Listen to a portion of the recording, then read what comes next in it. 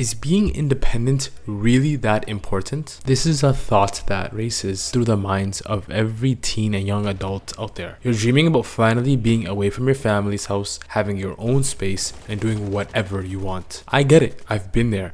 But have we ever stopped fantasizing about that dream and actually thought about how this works in reality? In today's video, I'm going to be talking about moving out, the dream versus the reality. I'm going to break down what it's actually like because I've been through it. I've stayed at home, I've moved out for college, I've lived solo, I've traveled by myself, I've had the whole experience. And although there might be a lot of benefits that comes with being an independent person, being away from your family, there also might be a few cons here and there that we may have not thought about. But let me make myself clear. Moving out can be one of the best decisions that you make in your life. The things that you can learn, the experiences that you can have. I remember when I first moved out to college away from my family, although it was very terrifying at first, it was one of the most incredibly freeing experiences I've ever had. The biggest thing for me was just learning how to be independent. And I'm talking about the small stuff that you don't really think about when you're living at home with your parents. For example, doing your own laundry, figuring out what you're going to eat for dinner each and every night, managing your own budget, making sure you're not overspending or even underspending. It sounds basic, but these are life skills that you don't just fully develop until you're forced to figure it out on your own. When I was living alone in college, I remember that first month was very rough. I was burning food each night, and by the end of the semester, I was able to meal prep for the week. I knew exactly how much I was spending on groceries, and I actually felt like an adult for the first time. That feeling of, I got this, is something you can't really get while you're still at home with your family, where everything is already being taken care for you. My mom was the one cooking at home, and she'd make sure I had a home cooked meal every single night.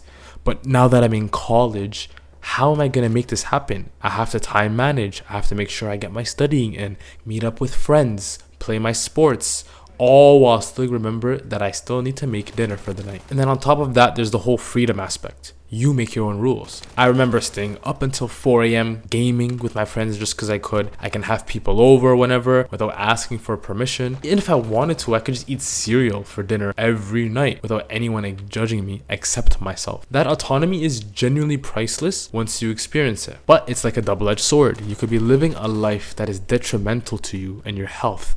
But sooner or later, accountability for yourself starts to come into play. When there's no one to tell you to wake up on time, to remind you to pay your bills, to check if you've eaten anything besides energy drinks, you have to be that person for yourself. And that's honestly one of the most valuable lessons that you can learn from living alone. You become accountable to yourself in a way that just doesn't happen when you're living with your parents. It's not always easy, but it makes you more responsible and more aware of your own habits. And here's what really changed things for me. The opportunities that open up when you're independent. I remember traveling solo for the first time after I'd already been living on my own for a while. I went to this random city, I didn't know anyone, and just explored and figured things out as I went. That confidence to navigate a completely new place by yourself, that comes from being comfortable doing things alone. When you're used to handling your own life, trying new experiences becomes way less intimidating. I've also traveled with friends to different countries, and those experiences shaped me in ways I couldn't have predicted. But even just the day-to-day stuff, going to the gym alone, trying a new coffee shop, running errands, these solo activities teach you that you don't always need someone holding your hand. Some people really do need that social element for everything, and that's totally fine. But I'd encourage you to at least try doing things by yourself. You might even be shocked at yourself with how capable you are. College especially is the perfect opportunity to grow because you're in this environment where everyone's figuring it out together. You're all kind of struggling through the same things, you're learning the same lessons, and that shared experience makes it easier for you to learn. But it's not all sunshine and roses when it comes to being independent.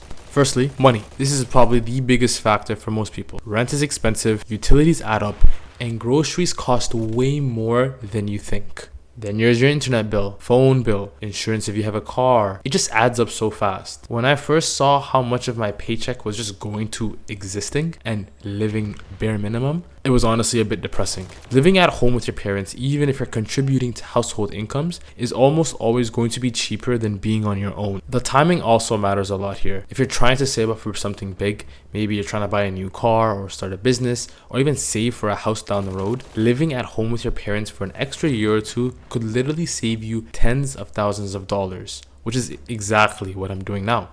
It's not something to just brush off because you want independence right away. If your rent payment is going to cost you upwards of almost $2,000 a month, and you're able to live at home for basically no price at all, it makes the decision a lot harder when you're so inclined on being an independent person that wants to live away from your family.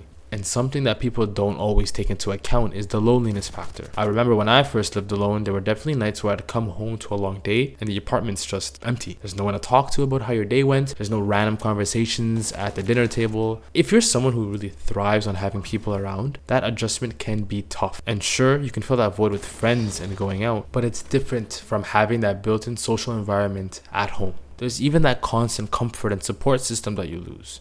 When you're feeling sick, when you're stressed, when something breaks and you have no idea how to fix it. You usually have people who can help you. People around, your siblings, your mom, your dad. But when you're on your own, you're pulling up YouTube tutorials at 1 a.m. trying to figure out why your toilet won't stop running. This is character building, but it's also just annoying sometimes. And lastly, people have really good relationships with their families. If you genuinely enjoy living at home, if the environment is positive and supportive, there's no shame in staying at home for long. Society puts this pressure on people to move out by a certain age. But in reality, that age is arbitrary. Everyone's situation is different. Everyone leads a different life. So all in all, here's my personal take on this. There's no universal right answer. For me, moving out was absolutely the right choice because I needed that push to grow. Those experiences living alone in college and after that, traveling to new places, figuring out life on my own terms, they fundamentally changed who I am as a person. I learned that I'm capable of more than I thought, that I can handle uncertainty, and that being alone doesn't mean being lonely. But I also recognize that I was in a position where I could make that choice. Not everyone has the financial stability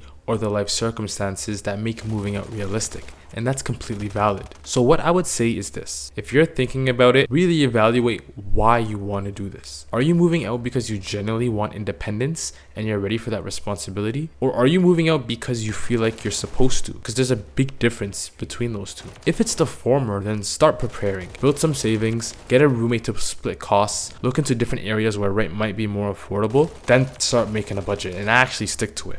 Because the more prepared you are, the less stressful the transition will be. But if it's the latter, if you just want to move out because people around you are doing it, then give yourself permission to wait. Use the time at home strategically. Save money, develop those life skills while you have a safety net, travel when you can, and try doing more things independently, even when you're still living with family.